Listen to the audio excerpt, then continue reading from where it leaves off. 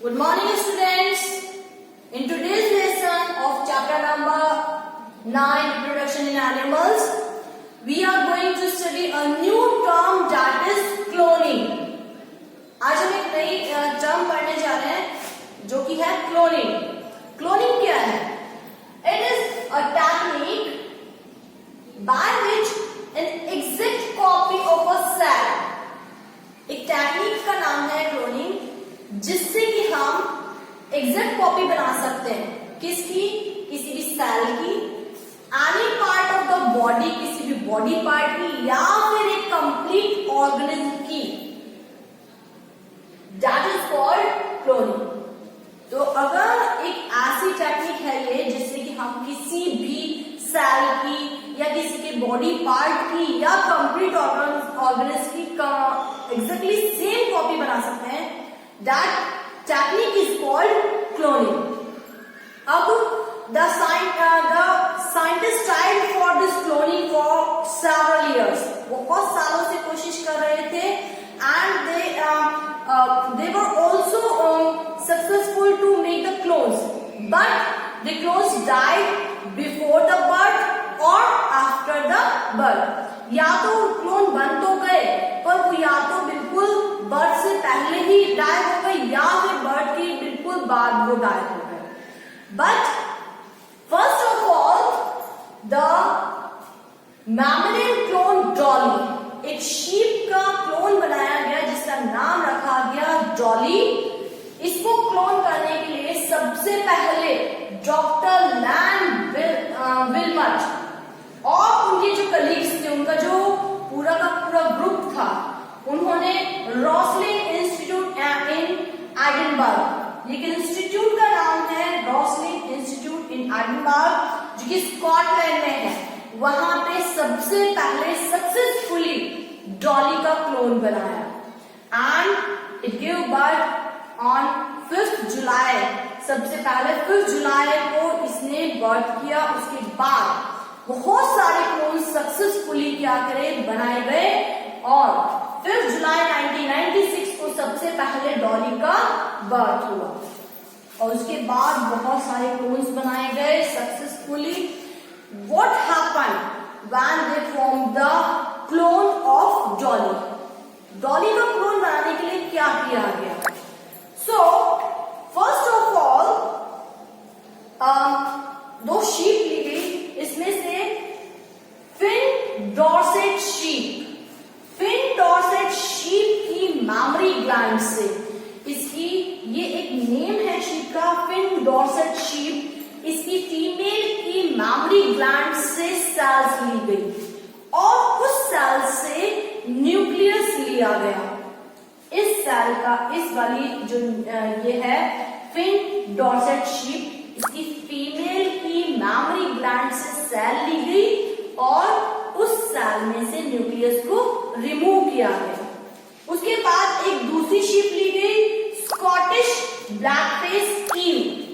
दूसरी एक और वो ली गई, शीप ली गई और इसकी एग सेल ली गई. इसकी एग सेल में से क्या किया गया? उसके भी न्यूक्लियस को हटा दिया गया. अब ये जो पहली वाली जो शीप है, ये इसका जो न्यूक्लियस निकाला था, इसके न्यूक्लियस को इस स्कॉटिश ब्लैकफेस ईव की सेल में डाल दिया गया. यानी कि फिन डॉर्सेट शीप की सेल का न्यूक्लियस स्कॉटिश ब्लैकफेस ईव की सेल के अंदर डाला गया. And this cell is implanted in the womb of Scottish blackface eel. उसके बाद जब इस वाली शीप के न्यूक्लियस के सेल के न्यूक्लियस को इस शीप की सेल के अंदर डाल दिया गया, उस सेल को इस सेकेंड वाली शीप के वॉर्म में इम्प्लांट कर दिया गया. यानी कि जो न्यूक्लियस है सेल के अंदर वो फिन डॉर्सेट शीप का है, जबकि सेल किसकी है? स्कॉटिश ब्लैकफेस की है. और उसको इम्प्लांट भी किसमें किया गया है? स्कॉटिश ब्लैकफेस में किया गया है. Then the embryo develops and a baby is form. पूरा का पूरा फीटस बनता है and this Scottish blackface ewe give birth a baby. उसके बाद जब इसको इम्प्लांट कर दिया जाता है, एम्ब्रियो डेवलप होता है और बेबी का बर्थ होता है, and this clone is named as Dolly. और ये जो क्लोन बना, ये जो बेबी बना, उसको डॉली नाम दिया गया। And it was really very surprised that this Dolly was the exact copy of the Dorset sheep, Finn Dorset sheep। ये बिल्कुल किसकी जैसी दिख रही थी? Finn Dorset sheep की जैसी दिख रही थी। जबकि इसको इम्प्लांट किसके अंदर किया गया था? स्कॉटिश ब्लैकफेस ईव के अंदर किया गया था। उसमें वो डेवलपमेंट हुआ, उसमें उसका डेवलपमेंट हुआ, उसने उसको बर्थ किया, पर फिर भी वो उसके जैसी नहीं थी। वो किसके जैसी थी? जिसका उसमें न्यूक्लियस था, यानी कि फिन डॉर्सेट शीप के जैसी थी। It was totally identical to the Finn Dorset sheep, बिल्कुल एग्जैक्टली उसके जैसी दिख रही थी।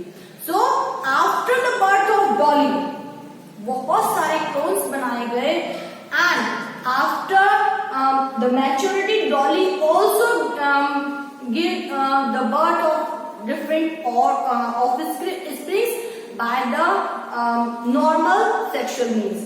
उसके बाद जो ये डॉली है, उसने भी मैच्योरिटी के बाद बहुत सारे ऑफस्प्रिंग्स को, यानी कि बेबीज को बर्थ किया। जो हमारा सिंपल जो सेक्सुअल वो है रिप्रोडक्शन है, उसके through, not by cloning, sexual means के थ्रू उसने बहुत सारे उसके दिया।